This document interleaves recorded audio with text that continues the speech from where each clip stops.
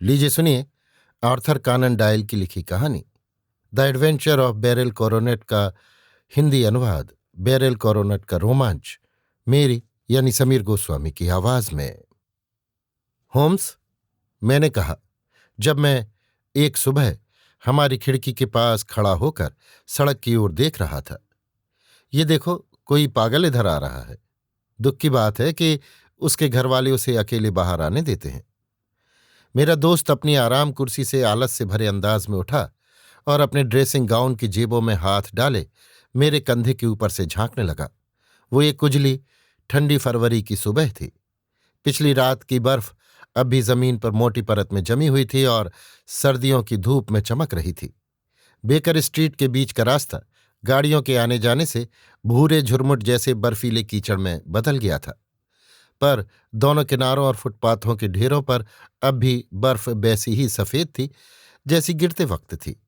Grey पत्थर की सड़क साफ सुथरी और रगड़ी हुई थी, लेकिन अब भी फिसलन भरी थी, जिससे रास्ते पर आम दिनों से कम लोग थे।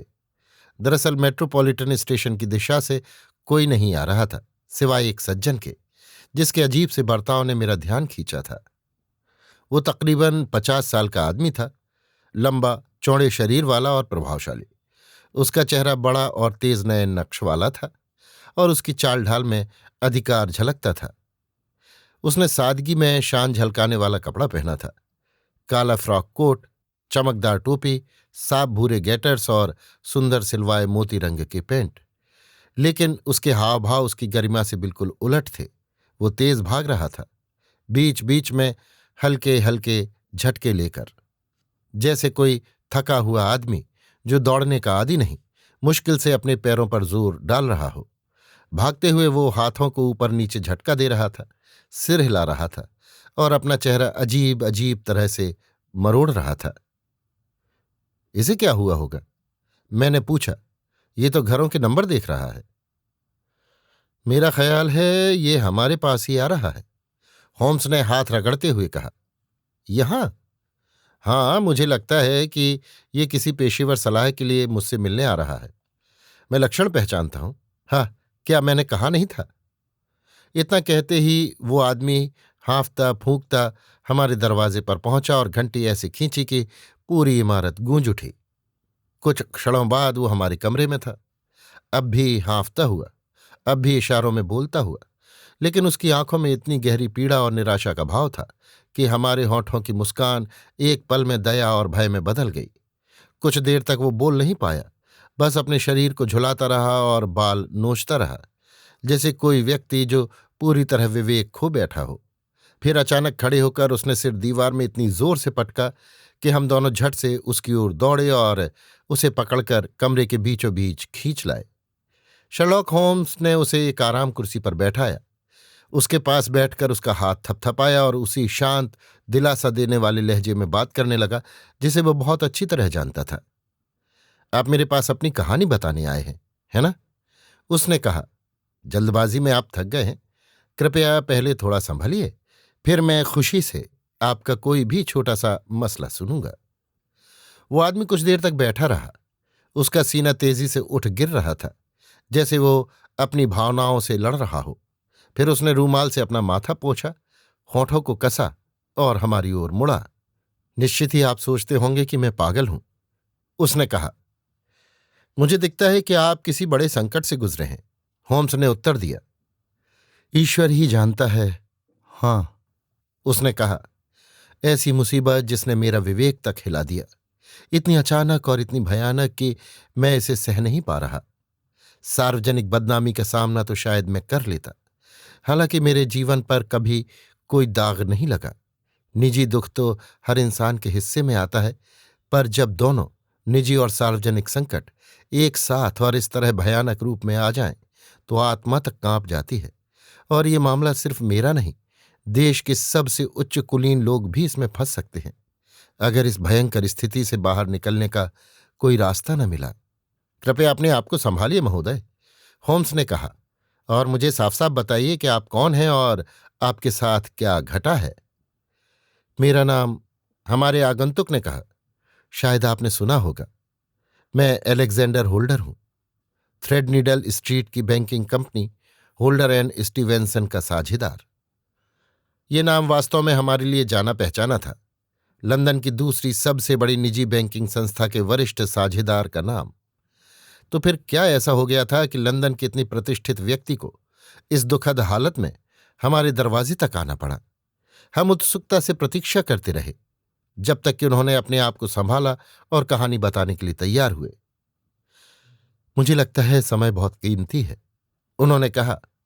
इसी कारण मैं तुरंत आपके पास आया जब पुलिस निरीक्षक ने आपकी मदद लेने का सुझाव दिया। मैं मेट्रो से बेकर स्ट्रीट तक आया और वहां से पैदल तेजी से चलकर यहां पहुंचा, क्योंकि घोड़ा गाड़ी बर्फ में बहुत धीमी चल रही थी। इसी वजह से मैं इतनी सांस फूलने वाली हालत में था। मैं आमतौर पर व्यायाम नहीं करता। अब मैं थोड़ा बेहतर महसूस कर रहा हूं और जितना हो सके संक्षेप में पर साफ तौर पर पूरी बात रखता हूं। आप तो जानते ही हैं कि सफल बैंकिंग कारोबार में जितनी अहमियत नए ग्राहकों और जमाकर्ताओं से संबंध बढ़ाने की होती है, उतनी ही ये भी जरूरी होती है कि जमा धन के लिए लाभदायक निवेश खोजे जाएं। हमारी सबसे मुनाफे वाली योजना ऊंचे स्तर की गिरवी पर रुपए उधार देना है। पिछले कुछ वर्षों में हमने इस दिशा में बहुत काम किया है और कई प्रतिष्ठित परिवार ऐसे हैं जिन्हें हमने उनके चित्रों, पुस्तकालयों या चांदी सोने के सामानों के बदले बड़ी रकम उधार दी है। कल सुबह मैं बैंक के दफ्तर में अपने कमरे में बैठा था जब मेरे क्लर्क ने मेरे पास एक कार्ड लाकर रखा। नाम देखते ही मैं चौंक उठा, क्योंकि वो किसी और का नहीं बल्कि, खैर शायद मैं आपके सामने नाम भी न लूं। वो नाम था जो पूरे संसार में जाना पहचाना है। इंग्लैंड के सबसे ऊंचे, सबसे सम्मानित व्यक्तियों में से एक का नाम। इस सम्मान से मैं अभिभूत था और स्वागत करने की कोशिश कर ही रहा था कि वो अंदर आए और बिना औपचारिकता के सीधे काम की बात पर उतर गए, जैसे कोई व्यक्ति जिसे कठिन काम जल्दी निपटाना हो। मिस्टर होल्डर, उन्होंने कहा, मुझे बताया गया है कि आप रुपया उधार देने का काम करते हैं। हमारी फर्म ऐसा ही करती है जब गिरवी बिल्कुल सुरक्षित हो, मैंने उत्तर दिया। मुझे तुरंत 50,000 पाउंड चाहिए, उन्होंने कहा। ये रकम मैं चाहूं तो अपने दोस्तों से 10 गुना उधार ले सकता हूं, लेकिन मैं उसे निजी संबंधों के बजाय व्यावसायिक स्वरूप में रखना चाहता हूं, ताकि किसी एहसान तले न रह जाऊं। कितने समय के लिए चाहिए, मैंने पूछा। अगले सोमवार मेरे पास बड़ी राशि आने वाली है, तब मैं आपको आपकी रकम और जो भी ब्याज आप उचित समझे लौटा दूंगा, लेकिन मेरे लिए जरूरी है कि अभी तुरंत पैसा मिल जाए। मैं तो खुशी से अपनी निजी जमा पूंजी में से बिना औपचारिकता की रकम दे देता, मैंने कहा, अगर इतना दबाव मेरे साधनों से ज्यादा ना होता। अगर मुझे फर्म के नाम पर देना पड़े तो अपने साझेदार के प्रति न्याय करते हुए मुझे हर व्यावसायिक एहतियात बरतनी ही होगी।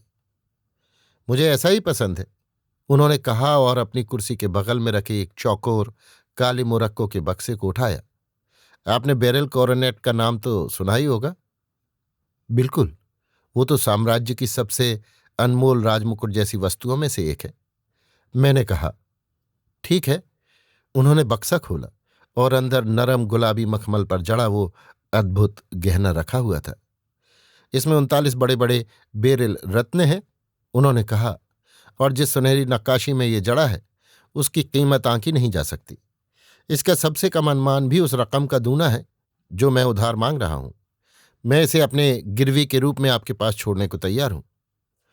मैंने वो कीमती डिब्बा अपने हाथ में लिया और उलझन भरी नजरों से कभी उसे, कभी अपने प्रतिष्ठित ग्राहक को देखता रहा। आपको इसकी कीमत पर शक है, उन्होंने पूछा। नहीं, जरा भी नहीं, बस मुझे शक है इसको आपके पास छोड़ने की उचितता पर। आप निश्चिंत रहिए, मैं कभी ऐसा न करता यदि मुझे 4 दिन में इसे वापस पाने का पूरा भरोसा न होता। ये केवल औपचारिकता भर है। क्या ये सुरक्षा पर्याप्त है? पूरी तरह पर्याप्त, मैंने कहा। मिस्टर होल्डर, उन्होंने कहा, आप समझ रहे हैं कि मैं आप पर कितना गहरा भरोसा जताते हुए ये काम आपको सौंप रहा हूं। ये भरोसा आपकी ख्याति और आपके चरित्र के बारे में जो कुछ मैंने सुना है उस पर आधारित है।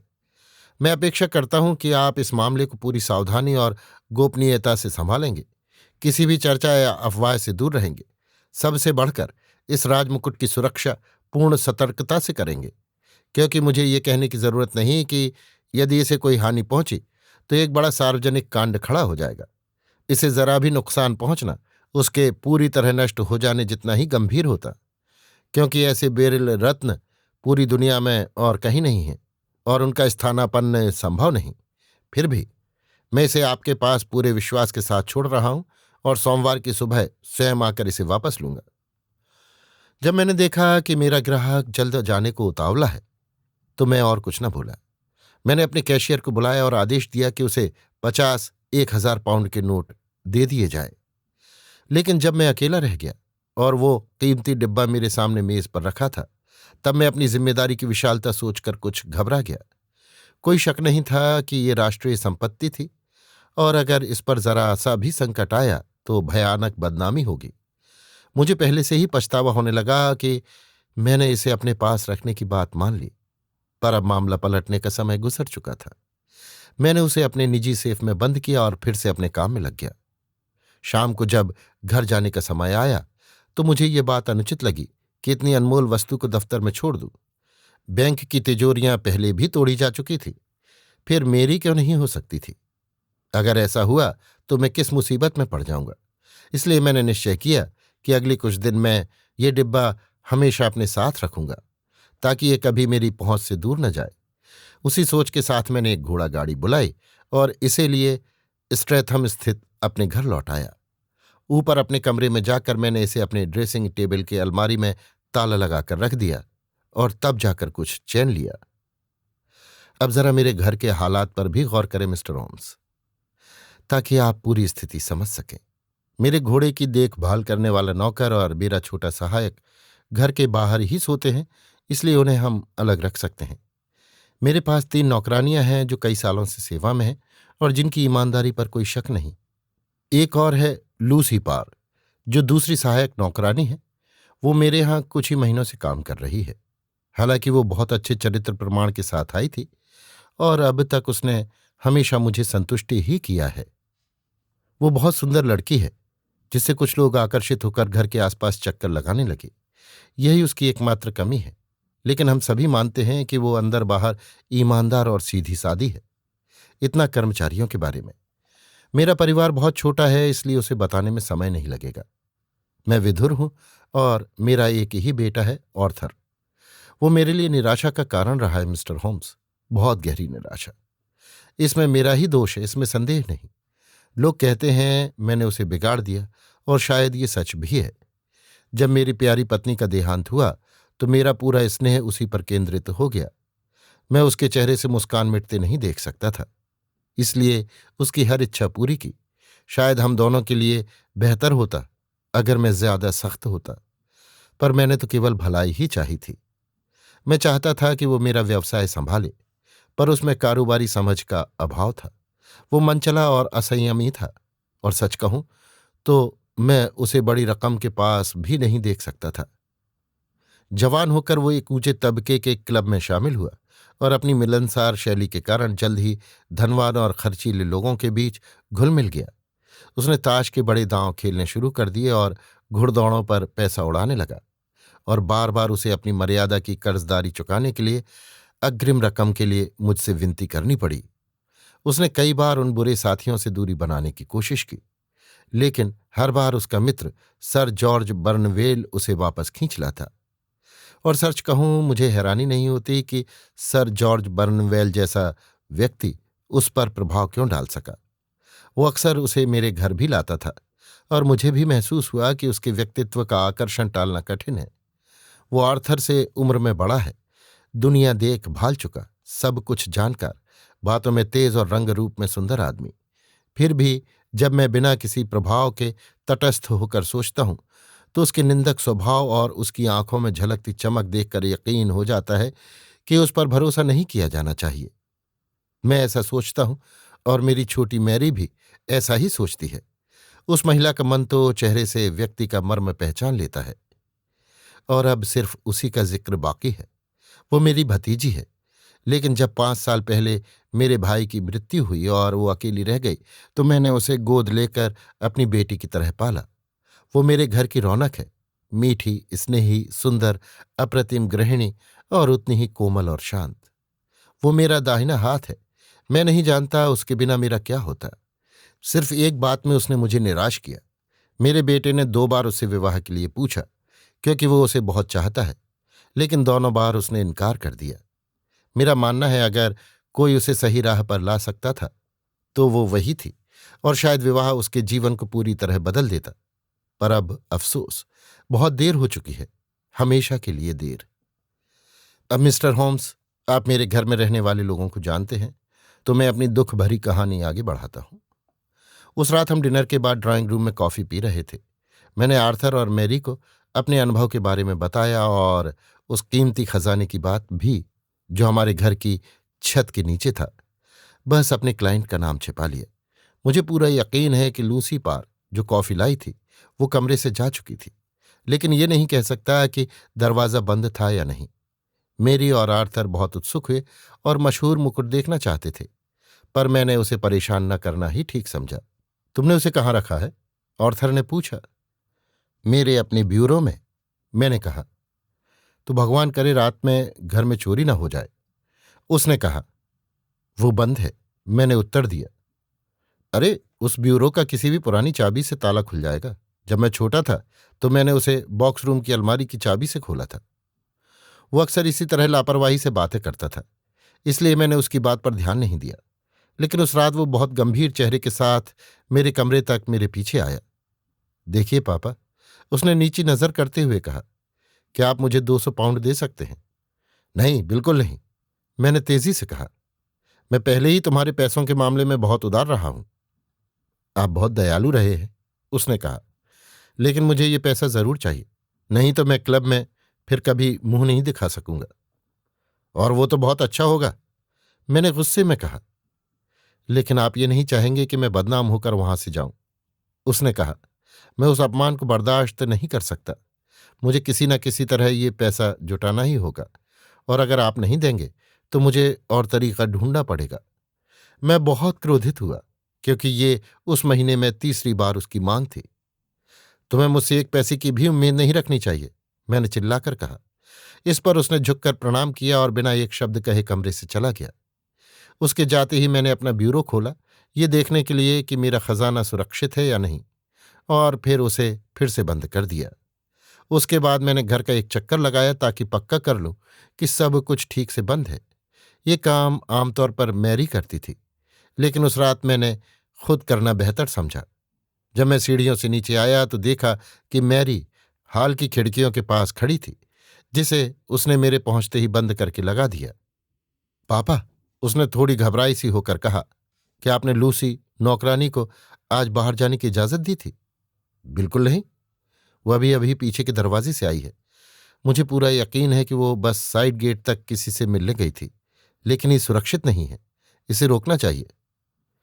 तुम सुबह उससे बात करना, या अगर चाहो तो मैं कर दूं। क्या पक्का है कि बाकी सब जगह ठीक से बंद है? पूरा पक्का पापा। तो फिर शुभ रात्रि। मैंने उसे चूमा और अपने कमरे में जाकर सो गया। मैं आपको वो सब कुछ बताने की कोशिश कर रहा हूं मिस्टर होम्स, जो इस मामले से किसी तरह जुड़ा हो सकता है, लेकिन अगर मैंने कुछ साफ न कहा हो तो कृपया मुझसे पूछिए। उसके विपरीत आपका बयान बहुत साफ सुथरा है। अब मैं कहानी के उस हिस्से पर आता हूं जिसे मैं और भी साफ तौर पर बताना चाहता हूं। मैं बहुत गहरी नींद में नहीं सोता, और भीतर की बेचैनी ने शायद मुझे और सतर्क बना दिया। रात करीब 2 बजे घर में कुछ आवाज सुनकर मेरी नींद खुली। जब तक मैं पूरी तरह जागा आवाज बंद हो चुकी थी, लेकिन ऐसा लगा जैसे कहीं कोई खिड़की हल्के से बंद की गई हो। मैं कान लगाकर सुनने लगा। अचानक डर के मारे मेरा दिल धक धक करने लगा। पड़ोसी कमरे में किसी के पैरों की धीमी चाल की साफ आवाज आई। मैं डर से कांपता हुआ बिस्तर से उठा और कपड़े बदलने वाले कमरे के दरवाजे के कोने से झांका। आर्थर, मैं चिल्लाया, बदमाश, चोर, तुम उस मुकुट को छू कैसे सकते हो? गैस की लौ आधी खुली थी जैसे मैंने छोड़ी थी, और मेरा बेचारा बेटा सिर्फ शर्ट और पैंट में रोशनी के पास खड़ा था, मुकुट हाथ में लिए हुए। वो उसे तोड़ने या मोड़ने की कोशिश कर रहा था। मेरी चीख सुनकर उसने उसे छोड़ दिया और मुरझाए चेहरे से मेरी तरफ मुड़ा। मैंने झपट कर मुकुट उठाया और जांच की। सोने के एक किनारे से 3 बेरिल यानी हरे रत्न गायब थे। निर्लज्ज, मैं उग्र होकर चिल्लाया, तुमने इसे बर्बाद कर दिया। तुमने मुझे हमेशा के लिए शर्मिंदा कर दिया। जो रत्न तुमने चुराए हैं वे कहाँ हैं? चुराए? वो चिल्लाया। हाँ, चोर। मैं दहाड़ा, उसके कंधे को पकड़कर झकझोरते हुए। कोई भी रत्न गायब नहीं है, एक भी नहीं हो सकता। उसने कहा। 3 रत्न गायब हैं और तुम जानते हो कि वे कहाँ हैं। क्या मुझे तुम्हें झूठा भी कहना पड़ेगा, ऊपर से चोर होने के अलावा? क्या मैंने तुम्हें और एक टुकड़ा तोड़ने की कोशिश करते हुए नहीं देखा? आप मुझे जितने नामों से बुलाना चाहें बुला चुके हैं। उसने कहा। अब मैं और बर्दाश्त नहीं करूंगा। आपने मुझे अपमानित करने का निश्चय कर लिया है तो इस मामले पर मैं अब एक शब्द भी नहीं कहूंगा। मैं सुबह आपका घर छोड़ दूंगा और अपने बल पर दुनिया में जीने जाऊंगा। तुम इसे पुलिस के हाथों में ही छोड़ोगे? मैं दुख और क्रोध से आधा पागल होकर चिल्लाया। मैं इस मामले की जड़ तक जांच करवाऊंगा। आप मुझसे कुछ नहीं जान पाएंगे, उसने उस जोश में कहा जिसकी कल्पना मैंने उसमें कभी नहीं की थी। अगर आप पुलिस बुलाना चाहते हैं तो बुलाइए, जो कुछ वे पा सकें पा लें। तब तक पूरे घर में हलचल मच चुकी थी, क्योंकि मैं गुस्से में जोर से बोल रहा था। मैरी सबसे पहले दौड़कर मेरे कमरे में आई, और जब उसने मुकुट और आर्थर का चेहरा देखा तो सब समझ गई और चीख कर जमीन पर बेहोश गिर पड़ी। मैंने नौकरानी को पुलिस बुलाने भेजा और तुरंत जांच उनके हाथ में सौंप दी। जब इंस्पेक्टर और एक सिपाही घर में आए तब तक आर्थर अपने हाथ बांधे चुपचाप खड़ा था। उसने मुझसे पूछा, क्या मैं उस पर चोरी का इल्जाम लगाना चाहता हूं? मैंने कहा कि अब ये निजी मामला नहीं रह गया, क्योंकि वो टूटा मुकुट अब राष्ट्रीय संपत्ति था।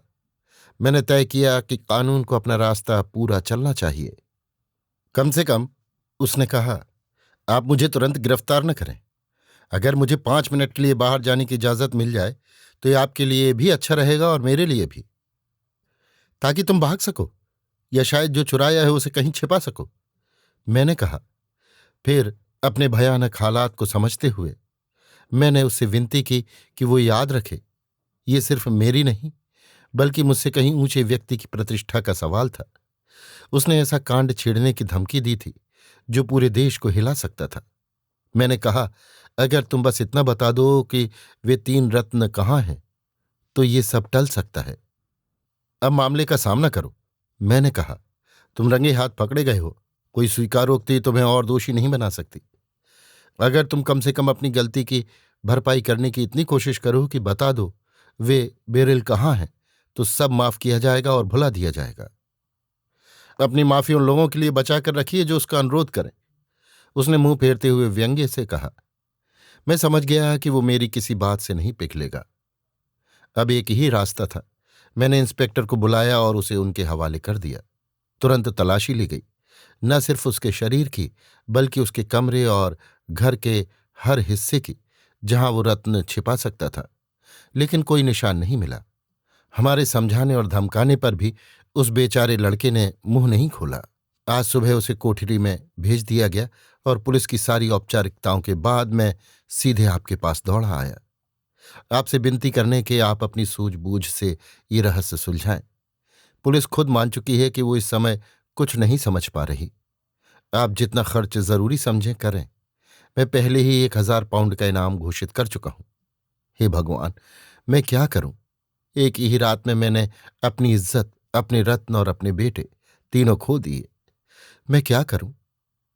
ये कहकर उसने सिर के दोनों किनारे पकड़ लिए और बच्चों की तरह आगे पीछे झूलने लगा, जैसे उसका दुख अब शब्दों से परे हो गया हो।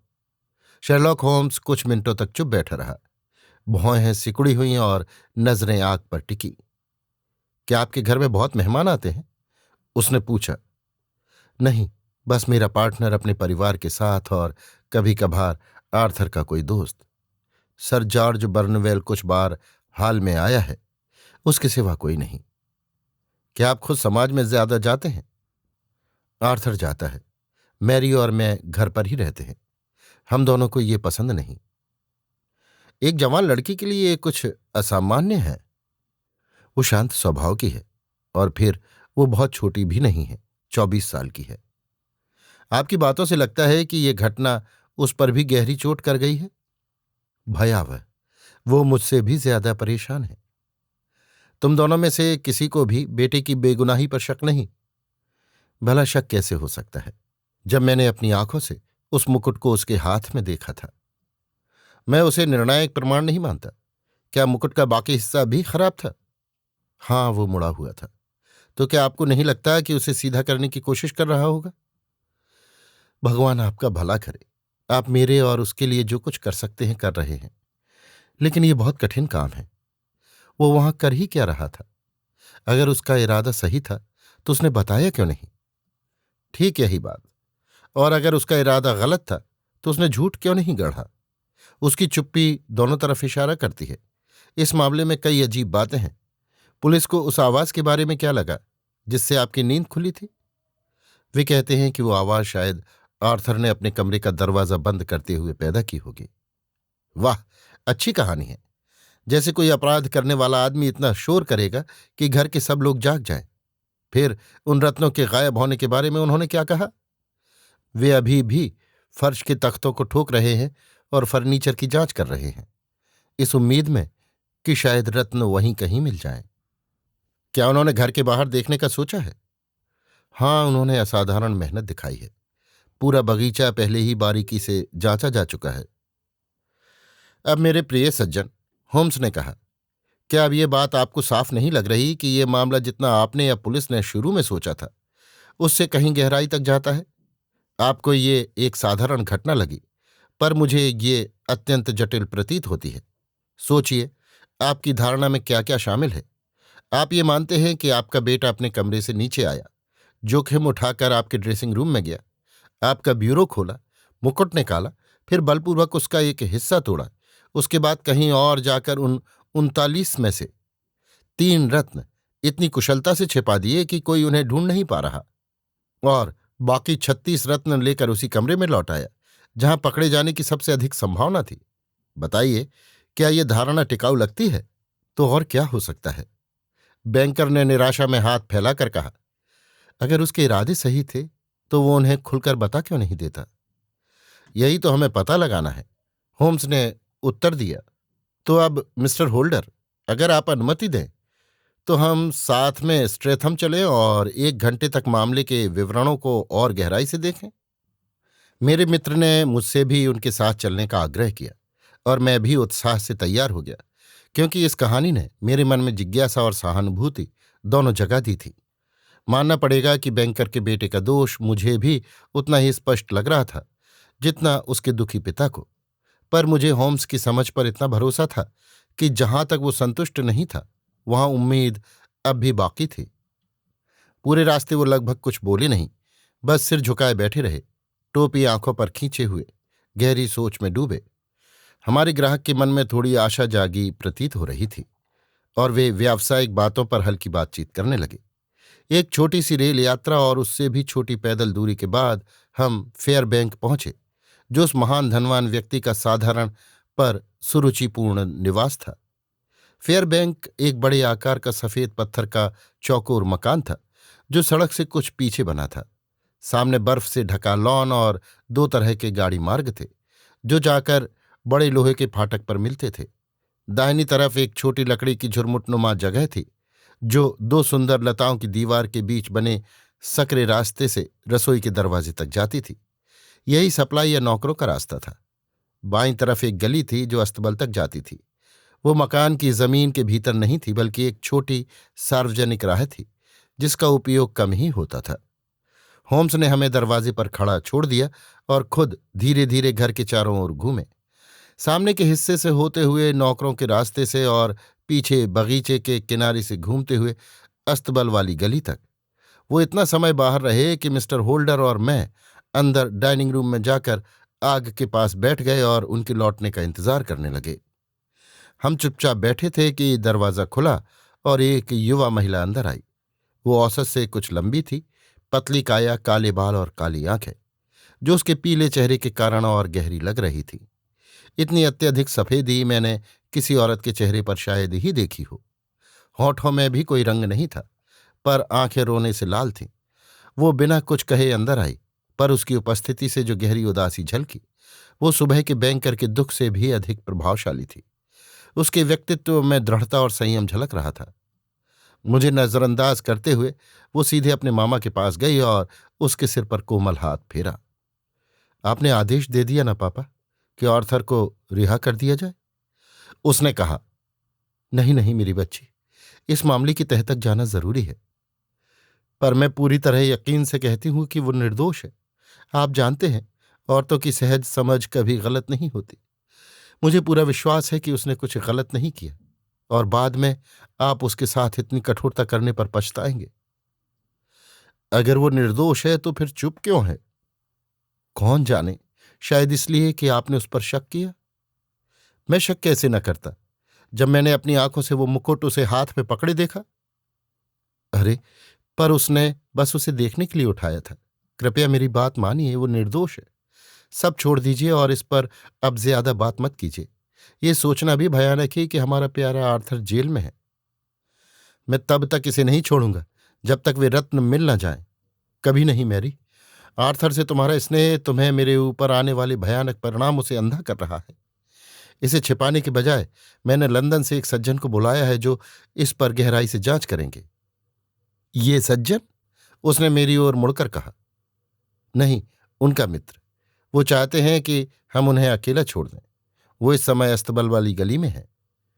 अस्तबल वाली गली? उसने भौहें उठाई। वो वहां क्या ढूंढ सकते हैं? आह, शायद यही वे हैं। उसने देखा कि होम्स लौट आए थे। मुझे विश्वास है सर, आप ये साबित कर देंगे कि मेरे ममेरे भाई आर्थर निर्दोष हैं। मैं पूरी तरह आपके विचार से सहमत हूं और आशा करता हूं कि हम मिलकर ये सिद्ध कर पाएंगे, होम्स ने कहा, दरवाजे पर खड़े होकर अपने जूतों से बर्फ झाड़ते हुए। मुझे लगता है कि मैं मिस मैरी होल्डर से बात कर रहा हूं। क्या मैं आपसे कुछ प्रश्न कर सकता हूं? जरूर सर, अगर उससे यह भयावह मामला कुछ साफ हो सके। आपने खुद पिछली रात कुछ सुना? कुछ नहीं, जब तक मेरे मामा ने जोर से बोलना शुरू नहीं किया तभी मैंने सुना और नीचे आ गई। उस रात आपने घर की खिड़कियां और दरवाजे बंद किए थे। क्या सभी खिड़कियां बंद की गई थी? हाँ। और क्या वे सब सुबह भी बंद पाई गई? हाँ। आपकी नौकरानी का किसी युवक से प्रेम संबंध है, सही? मेरा ख्याल है आपने कल रात अपने मामा से कहा था कि वो उससे मिलने बाहर गई थी। हाँ, और वही लड़की ड्राइंग रूम में कॉफी परोस रही थी। वही हो सकती है जिसने मामा के मुकुट के बारे में कई बातें सुनी हो। मैं समझ गया। तो आप समझती हैं कि शायद वो बाहर जाकर अपने प्रेमी को बताने गई होगी और दोनों ने मिलकर चोरी की योजना बनाई होगी। लेकिन इन बेकार की अटकलों का क्या फायदा? बैंकर ने झुंझलाकर कहा। जब मैंने आपको बताया ही है कि मैंने अपने बेटे को मुकुट हाथ में पकड़े देखा। थोड़ा धैर्य रखिए मिस्टर होल्डर, हम उस बिंदु पर जरूर लौटेंगे। अभी इस लड़की की बात कर लेते हैं। मिस होल्डर, जब वो रसोई के दरवाजे से लौटी तो आपने उसे देखा था? हाँ, जब मैं ये देखने गई कि दरवाज़ा ठीक से बंद है या नहीं, तभी मैंने उसे अंदर फिसलते देखा। मैंने उस आदमी को भी देखा अंधेरे में। क्या आप उसे जानती हैं? ओह हाँ, वो सब्जी बेचने वाला है जो रोज हमारे घर सब्जियां लाता है। उसका नाम फ्रांसिस प्रॉस्पर है। वो दरवाजे के बाएं खड़ा था, यानी रास्ते पर जरूरत से ज्यादा ऊपर की तरफ? होम्स ने पूछा। हाँ, ठीक ऐसा ही था। और क्या वो आदमी लंगड़ा है, लकड़ी की टांग वाला? युवा महिला की काली आंखों में डर की सी झलक खौंधी। अरे, आप तो जादूगर जैसे हैं, उसने कहा। आपको ये कैसे पता चला? वो मुस्कुराई, मगर होम्स के तेज और गंभीर चेहरे पर कोई मुस्कान नहीं आई। अब मैं ऊपर जाना चाहूंगा, उसने कहा। शायद मुझे घर के बाहरी हिस्से का फिर से निरीक्षण भी करना पड़े। बेहतर होगा कि ऊपर जाने से पहले नीचे की खिड़कियां एक बार देख लूं। वो तेजी से एक खिड़की से दूसरी तक गया, केवल उस बड़ी खिड़की पर रुकते हुए जो हॉल से अस्तबल की गली की ओर खुलती थी। उसने उसे खोला और अपने शक्तिशाली आवर्धक लेंस से चौखट का बारीकी से निरीक्षण किया। अब हम ऊपर चलेंगे, उसने अंत में कहा। बैंकर का ड्रेसिंग रूम सादे ढंग से सजा हुआ छोटा सा कमरा था। धूसर कालीन, एक बड़ा ब्यूरो और एक लंबा आईना। होम्स सबसे पहले ब्यूरो के पास गया और ताले को ध्यान से देखा। इसे खोलने के लिए कौन सी चाबी इस्तेमाल हुई थी? उसने पूछा। वही जिसे मेरे बेटे ने बताया था, लंबर रूम की अलमारी की चाबी। क्या वो यही है? हाँ, वो रही ड्रेसिंग टेबल पर। शेरलॉक होम्स ने चाबी उठाई और ब्यूरो खोला। ये ताला बिना आवाज वाला है, उसने कहा। इसलिए आश्चर्य नहीं कि आपने कोई आवाज नहीं सुनी। मेरा ख्याल है इस केस में ही वो मुकुट रखा है। हमें उसे देखना चाहिए। उसने केस खोला और मुकुट निकालकर मेज पर रख दिया। यह जौहरी कला का शानदार नमूना था और उन 36 रत्नों की चमक मैंने अपने जीवन में कभी नहीं देखी थी। एक ओर पर हल्की दरार थी जहां से 3 रत्नों वाला कोना टूट गया था। अब मिस्टर होल्डर, होम्स ने कहा, ये वो कोना है जो गायब हिस्से से मेल खाता है। क्या आप जरा इसे तोड़ने की कोशिश करेंगे? बैंकर भयभीत हो पीछे हट गया। मैं ऐसा सोच भी नहीं सकता, उसने कहा। तो मैं करूंगा। होम्स ने अचानक अपनी ताकत लगाई पर कोई परिणाम नहीं निकला। थोड़ा हिला जरूर, उसने कहा, लेकिन मेरी उंगलियां बहुत मजबूत हैं। इसके बावजूद इसे तोड़ने में पूरा वक्त लग जाएगा। कोई आम आदमी तो इसे तोड़ ही नहीं सकता। अब सोचिए मिस्टर होल्डर, अगर मैं इसे तोड़ पाता तो कैसी आवाज होती? बिल्कुल पिस्तौल चलने जैसी। क्या आप मानते हैं कि ये सब आपके बिस्तर से कुछ गज की दूरी पर हुआ और आपको कुछ सुनाई नहीं दिया? मुझे नहीं पता क्या सोचूं। सब कुछ मेरे लिए धुंधला है। शायद थोड़ा थोड़ा उजला होता जाएगा। आप क्या कहती हैं मिस होल्डर? मैं मानती हूं कि अब भी अपने मामा जैसी ही उलझन में हूं। जब आपने अपने बेटे को देखा तो क्या उसके पैरों में जूते या स्लीपर थे? नहीं, उसने सिर्फ पैंट और शर्ट पहनी थी। धन्यवाद। इस जांच में हमें असाधारण सौभाग्य मिला। अगर हम इसे सुलझा ना पाए तो वो हमारी ही गलती होगी। अनुमति दें तो मैं अब बाहर जाकर अपनी जांच जारी रखूं। वो अकेले गए अपनी मर्जी से, ये समझाते हुए कि जरूरत से ज्यादा कदमों के निशान उसके काम में बाधा डालेंगे। वो 1 घंटे से अधिक समय तक बाहर रहे। जब लौटे तो जूतों में बर्फ जमी थी और उनका चेहरा पहले जैसा ही अप्रकट भाव से भरा था। मेरा ख्याल है मिस्टर होल्डर, अब मैं सब कुछ देख चुका हूं, उसने कहा। अब आपके लिए सबसे अच्छा यही होगा कि मैं वापस अपने कमरे में जाऊं। लेकिन वे रत्न मिस्टर होम्स, वे कहाँ हैं? मैं नहीं बता सकता। बैंकर ने अपने हाथ मरोड़े। मैं उन्हें फिर कभी नहीं देख पाऊंगा, वो चिल्लाया। और मेरा बेटा, क्या उसके लिए कोई उम्मीद है? मेरी राय पहले जैसी ही है। तो भगवान के लिए बताइए, ये भयानक घटना थी क्या जो मेरे घर में हुई? कल सुबह 9 से 10 बजे के बीच अगर आप मेरे बेकर स्ट्रीट वाले कमरे में आए तो मैं अपनी पूरी कोशिश करूंगा इसे स्पष्ट करने की। मैं मानता हूं कि आपने मुझे पूरी छूट दी है, बशर्ते मैं रत्न वापस लाऊं और आप मुझ पर किसी खर्च की सीमा नहीं रखेंगे। मैं अपनी पूरी संपत्ति देने को तैयार हूं अगर वे वापस मिल जाए। बहुत अच्छा, मैं तब तक इस पर काम करता रहूंगा। अलविदा। शायद शाम से पहले मुझे यहां फिर लौटना पड़े। मुझे स्पष्ट दिखाई दे रहा था कि मेरे साथी का मन अब किसी निष्कर्ष पर पहुंच चुका था। हालांकि वो क्या सोच रहे थे ये मैं जरा भी नहीं समझ सका। रास्ते में मैंने कई बार उनसे कुछ पूछने की कोशिश की, लेकिन हर बार वो बात बदल देते, जब तक कि मैंने पूछना छोड़ ही नहीं दिया। 2 बजने से पहले हम अपने कमरों में वापस पहुंच गए। उन्होंने तुरंत अपना कमरा लिया और कुछ ही मिनटों में नीचे आए। इस बार एक आम सड़क छाप आदमी की तरह तैयार होकर, कॉलर ऊपर चढ़ा हुआ, पुराना चमकदार कोट, लाल रूमाल, घिसे हुए जूते, वो उस वर्ग के व्यक्ति का पूरा रूप लेकर आए थे। मेरा ख्याल है ये रूप पर्याप्त रहेगा, उन्होंने कहा, चिमनी के ऊपर लगे आईने में देखते हुए। काश तुम भी साथ चल पाते वॉटसन, लेकिन अफसोस ये संभव नहीं। हो सकता है मैं सही निशाने पर हूं और ये भी कि बस किसी मृग तृष्णा के पीछे भाग रहा हूं, पर जल्द पता चल जाएगा। उम्मीद है कुछ घंटों में वापस आ जाऊं। उन्होंने साइड बोर्ड पर रखे गौमांस का एक टुकड़ा लिया, 2 ब्रेड के बीच में रखकर एक साधारण सैंडविच बनाया, उसे जेब में डाला और अपनी यात्रा पर रवाना हो गए। मैंने अभी अभी चाय खत्म की ही थी कि वो लौट आए, स्पष्ट रूप से बहुत अच्छे मूड में, हाथ में एक पुराना इलास्टिक साइड वाला जूता झुलाते हुए। उसे एक कोने में फेंक कर उन्होंने खुद चाय का कप उठा लिया। बस गुजरते हुए थोड़ी देर के लिए आया हूं, उन्होंने कहा। अभी मुझे आगे जाना है। कहाँ? ओह, वेस्ट एंड की दूसरी ओर। हो सकता है मुझे लौटने में थोड़ा वक्त लगे। अगर देर हो जाए तो तुम मेरा इंतजार मत करना। काम कैसा चल रहा है? ठीक ठाक, कोई शिकायत नहीं। पिछली बार तुमसे मिलने के बाद मैं फिर स्ट्रैथम गया था, लेकिन उस घर नहीं गया। ये बहुत दिलचस्प पहेली है। मैं इसे किसी भी हालत में छोड़ना नहीं चाहता था। खैर, अब मुझे यहां बैठकर बातें नहीं करनी चाहिए। पहले ये मैले कपड़े उतारूं और फिर अपने सभ्य रूप में वापस आऊं। उसके ढंग से मुझे महसूस हुआ कि वो अपनी बातों से ज्यादा संतुष्ट है। उसकी आंखों में हल्की चमक थी और पीलेपन में भी गालों पर थोड़ा रंग लौट आया था। वो जल्दी से ऊपर गया और कुछ ही मिनटों बाद हॉल का दरवाज़ा जोर से बंद होने की आवाज़ आई। इससे मुझे पता चला कि वो फिर किसी नए का पीछा करने निकल पड़ा है। मैं आधी रात तक इंतजार करता रहा, लेकिन वो नहीं लौटा तो मैं अपने कमरे में चला गया। ऐसा अक्सर होता था कि जब वो किसी सुराग पर होता तो कई कई दिन और रात गायब रहता। इसलिए उसकी देरी से मुझे कोई आश्चर्य नहीं हुआ।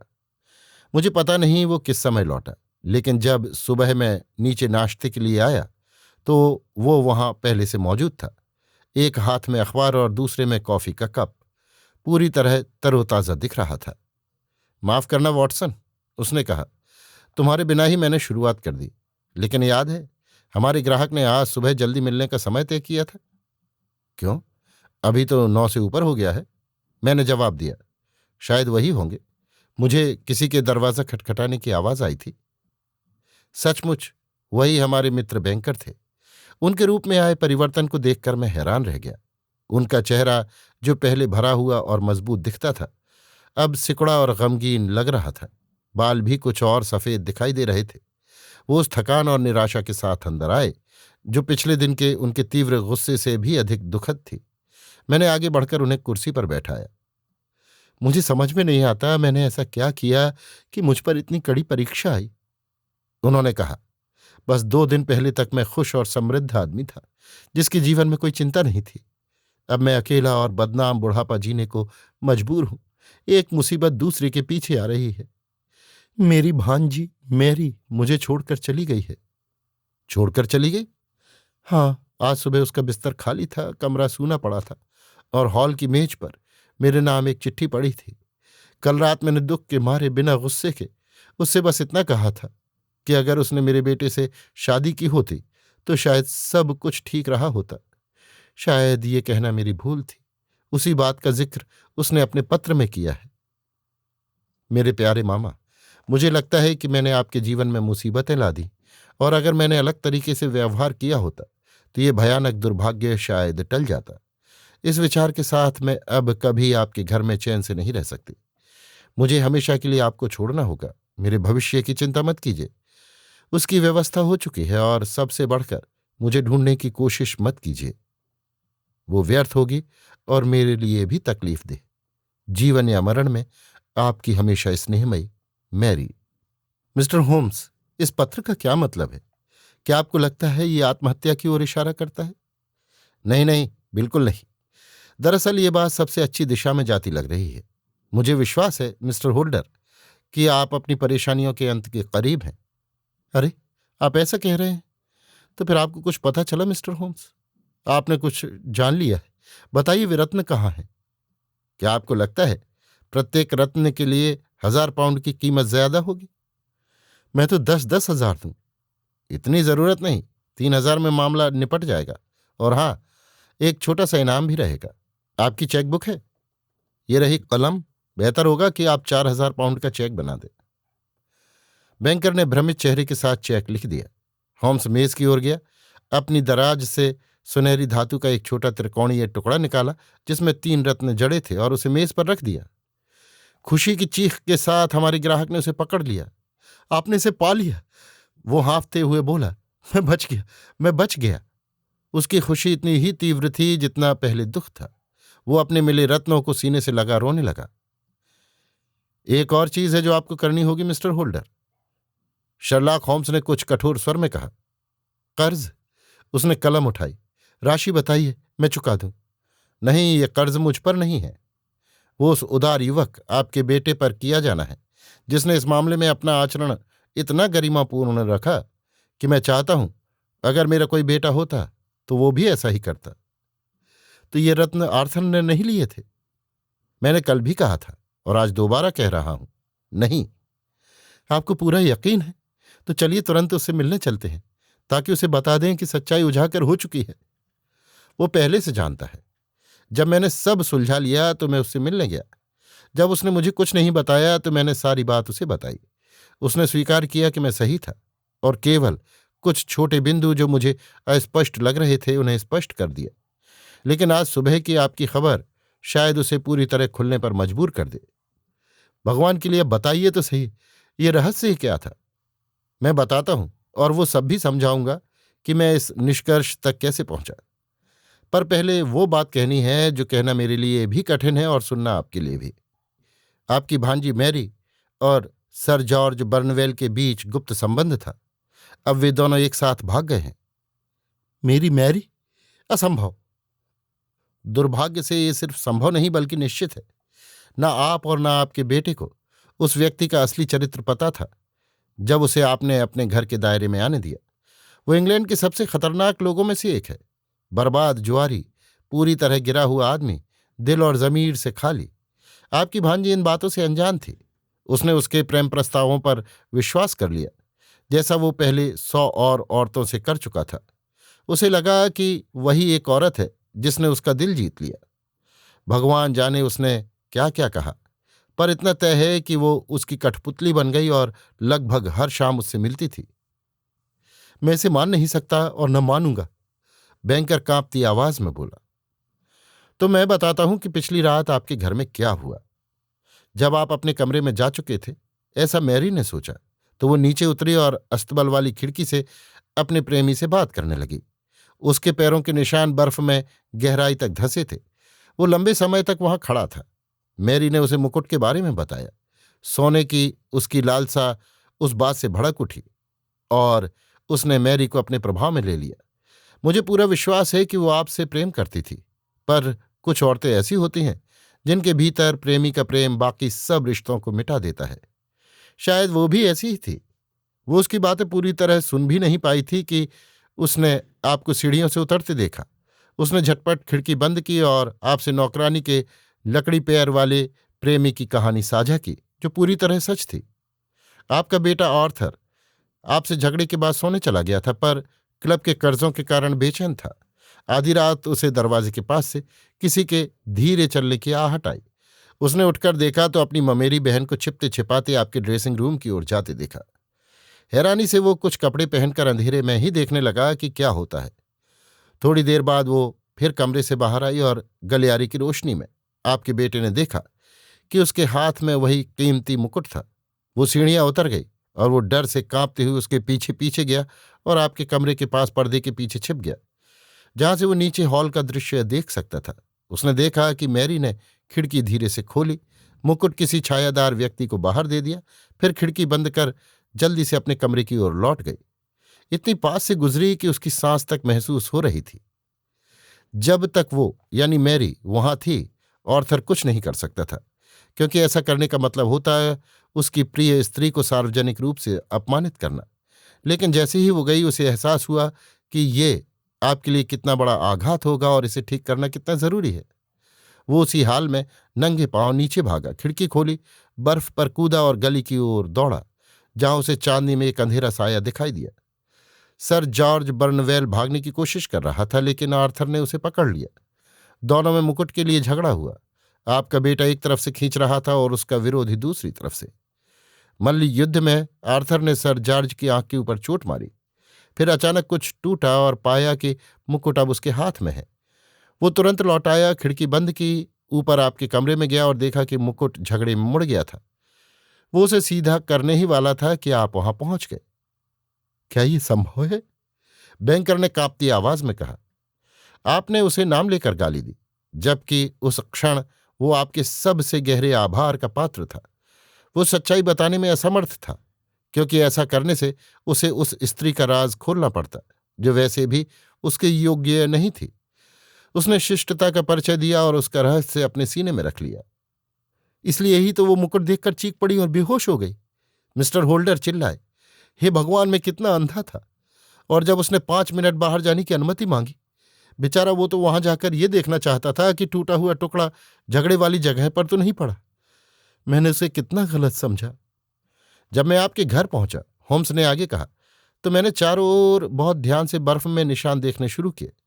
मुझे पता था कि पिछली शाम के बाद कोई नई बर्फ नहीं गिरी थी और ठंड इतनी थी कि पुराने निशान स्पष्ट होंगे। मैंने सप्लाई वाले रास्ते पर ध्यान दिया। वो पूरा रौंदा हुआ था, कुछ स्पष्ट नहीं था। पर ठीक उसके आगे रसोई के दरवाजे की ओर मैंने देखा कि एक औरत वहां खड़ी होकर किसी आदमी से बात कर रही थी, और उस आदमी की गोल निशानों से पहचान हुआ कि उसकी एक लकड़ी की टांग थी। मैं ये भी देख सका कि वे अचानक अलग हुए। औरत जल्दबाजी में वापस भागी। ये उसकी पैर की उंगलियों के गहरे और एड़ी के हल्के निशान से समझ आया, जबकि लकड़ी पैर वाला आदमी कुछ क्षण रुका और फिर चला गया। मुझे तभी लगा कि ये वही नौकरानी और उसका प्रेमी होंगे जिनका आपने जिक्र किया था, और जांच करने पर यह सत्य निकला। मैं बगीचे के चारों ओर गया, पर वहां पुलिस के इधर उधर के निशानों के अलावा कुछ नहीं था। लेकिन जब मैं अस्तबल वाली गली में पहुंचा तो मुझे बर्फ पर एक लंबी और उलझी कहानी दिखाई दी। वहां दो आदमी के निशान थे, एक जूते वाला और दूसरे नंगे पांव वाला। ये देखकर मैं बेहद खुश हुआ, क्योंकि जो आपने बताया था उससे मैंने समझ लिया कि नंगे पैर के निशान आपके बेटे के ही थे। जूते वाला दोनों दिशाओं में आया जाया था, पर नंगे पैर वाला तेजी से भागते हुए गया था, और जहां उसका पद चिन्ह जूते वाले निशान के ऊपर था वहां से साफ पता चला कि वो बाद में गुजरा था। मैंने उन निशानों का पीछा किया और पाया कि वे हॉल की उस खिड़की तक जाते हैं जहां जूते वाला आदमी बर्फ में लंबे समय तक खड़ा रहा था। फिर मैं विपरीत दिशा में आगे चला, लगभग 100 गज या उससे अधिक। वहां बर्फ पूरी तरह उखड़ी हुई थी, मानो वहां झगड़ा हुआ हो, और कुछ बूंदें खून की भी गिरी थी, जिससे पक्का हुआ कि मेरा अनुमान सही है। फिर जूते वाला आदमी गली की ओर भागा, और कुछ और खून के निशान उसी के घायल होने का संकेत दे रहे थे। गली के अंत में सड़क साफ कर दी गई थी, इसलिए सुराग वहीं पर खत्म हो गया। घर में लौटकर, जैसा आपको याद होगा, मैंने अपने लेंस से हॉल की खिड़की की चौखट और किनारों की जांच की, और तुरंत पहचान लिया कि कोई बाहर गया था। अंदर आने के दौरान गीले पैर का निशान भी देखा। तब मेरे लिए घटनाक्रम स्पष्ट होने लगा। एक आदमी खिड़की के बाहर इंतजार कर रहा था। कोई अंदर से रत्न लेकर आया। आपके बेटे ने ये सब देख लिया। उसने चोर का पीछा किया। दोनों में संघर्ष हुआ। मुकुट दोनों ओर से खींचा गया, जिससे वो मुड़ गया। आपका बेटा मुकुट लेकर लौट आया, लेकिन टूटा टुकड़ा विपक्षी के हाथ में रह गया। यहां तक तो सब स्पष्ट था। अब सवाल था, वो आदमी कौन था और रत्न बाहर कौन ले गया। मेरा पुराना सिद्धांत है, जब असंभव बातों को हटा दो तो जो बचता है, चाहे कितना भी असंभव लगे, वही सत्य होता है। अब ये तो तय था कि आप वो व्यक्ति नहीं हो सकते थे, तो सिर्फ आपकी भांजी या नौकरानियां रह जाती थी। पर अगर ये किसी नौकरानी ने किया होता तो आपका बेटा उसके लिए अपना दोष क्यों लेता? कोई कारण नहीं था। लेकिन चूंकि वो अपनी बहन से प्रेम करता था, इसलिए उसके राज को छिपाने का कारण स्पष्ट था, खासकर क्योंकि वो राज शर्मनाक था। जब मुझे याद आया कि आपने उसे उसी खिड़की पर देखा था और मुकुट देखते ही वो बेहोश हो गई थी, तो मेरे सारे संदेह निश्चिंतता में बदल गए। और वो कौन हो सकता था जो उसका साथी बना? स्पष्ट है, कोई प्रेमी। और कौन उसके आपके प्रति प्रेम और आभार से बढ़कर प्रभाव डाल सकता था?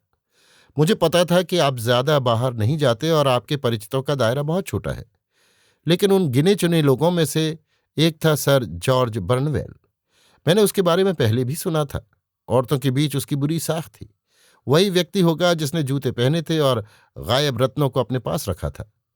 भले ही उसे पता चल गया था कि आर्थर ने उसे देख लिया है, फिर भी वो निश्चिंत रहा होगा, क्योंकि लड़का कुछ कह नहीं सकता था बिना अपने ही परिवार को संकट में डाले। अच्छी समझ वाले व्यक्ति की तरह आप अनुमान लगा सकते हैं कि मैं आगे क्या कदम उठाता। मैं एक आवारा व्यक्ति के भेष में सर जॉर्ज के घर गया। किसी तरह उसके नौकर से दोस्ती की और पता लगाया कि उसके मालिक के सिर में पिछली रात चोट लगी थी।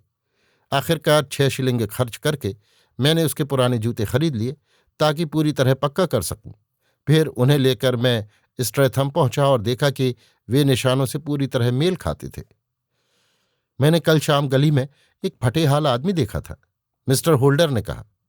बिल्कुल सही, वो मैं ही था। मैंने जान लिया था कि अब मेरा लक्ष्य मिल गया है, इसलिए घर लौटकर कपड़े बदल लिए। इसके बाद का काम नाजुक था, क्योंकि मुझे पता था कि इस मामले को अदालत में ले जाना घोर कांड पैदा करेगा, और इतना चालाक आदमी ये भांप जाएगा कि हम इस बात में बंधे हैं। मैं उससे मिलने गया। शुरू में स्वाभाविक ही उसने सब कुछ नकार दिया, लेकिन जब मैंने उसे एक एक तथ्य बताया तो वो बौखला गया और दीवार से झूलती हुई लोहे की डंडे जैसी लाइफ प्रिजर्वर उठाई। पर मैं अपने आदमी को जानता था। मैंने उससे पहले ही उसकी कनपटी पर पिस्तौल रख दी। तब वो कुछ नरम पड़ा। मैंने कहा कि हम उन रत्नों के लिए उसे कीमत देंगे, प्रत्येक के लिए 1000 पाउंड। तब पहली बार मैंने उसे पछताते देखा। उसने कहा, कमाल है, मैं तो उन्हें 600 में बेच आया, वो भी तीनों के लिए। मैंने तुरंत उस व्यापारी का पता लिया जिसके पास वे रत्न पहुंच चुके थे। ये वादा करके कि कोई कानूनी कार्यवाही नहीं होगी, मैं सीधा उसके पास गया और काफी सौदेबाजी के बाद मैंने वे रत्न 1000 पाउंड प्रति टुकड़ा देकर वापस लिए। फिर मैं आपके बेटे से मिला, उसे बताया कि सब ठीक हो चुका है और रात करीब 2 बजे वास्तव में कड़ी मेहनत के बाद बिस्तर पर पहुंचा। ऐसा दिन जिसने इंग्लैंड को एक बड़े सार्वजनिक कलंक से बचा लिया। बैंकर उठते हुए बोले, सर, मेरे पास आभार व्यक्त करने के लिए शब्द नहीं है, लेकिन आपके काम के प्रति मेरा मन सदा आभारी रहेगा। आपकी सूझबूझ मेरी हर उम्मीद से ऊंची साबित हुई। अब मुझे अपने प्रिय बेटे के पास भागना है, उससे माफी मांगने, जिसके साथ मैंने अन्याय किया। जहां तक बेचारी मैरी की बात है, वो खबर मेरे दिल को तोड़ देती है। यहां तक कि आपकी प्रतिभा भी नहीं बता सकती कि वो अब कहाँ है। मेरा ख्याल है, होम्स ने शांत स्वर में उत्तर दिया, हम निश्चित रूप से कह सकते हैं कि वो जहां भी है वहीं होगी जहां सर जॉर्ज बर्नवेल है, और यह भी उतना ही तय है कि उसके जो भी अपराध हैं उन्हें अब उनकी पूरी सजा मिलने वाली है। अभी आप सुन रहे थे आर्थर कॉनन डॉयल की लिखी कहानी the adventure of the beryl coronet का हिंदी अनुवाद, बेरेल कोरोनेट का रोमांच, मेरी यानी समीर गोस्वामी की आवाज में।